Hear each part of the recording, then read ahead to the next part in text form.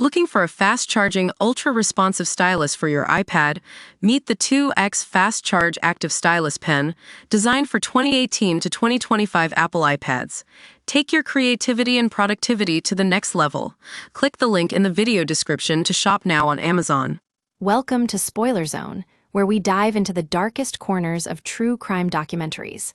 Today, we're talking about a film that left its host physically sick, and it's a must-watch for anyone who thinks they can handle the worst. So, what is this documentary that's got everyone talking? It's called What Haunts Us, released in 2018, and it's based on a real-life story that's just as chilling as you'd imagine. The film focuses on the 1979 graduating class of Porter God School in Charleston, South Carolina.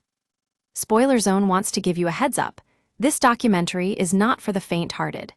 It's a harrowing look at the life of Eddie Fischer, a teacher who led a double life as a pedophile.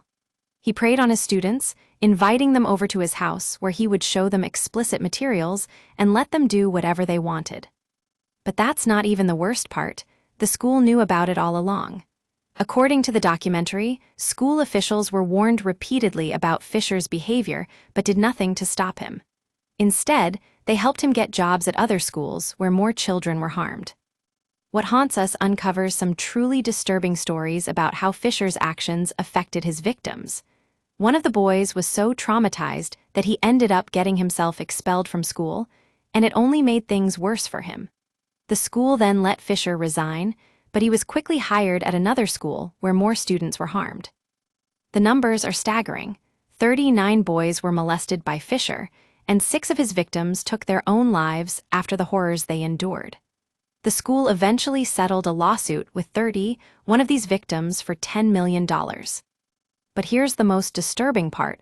What happened next?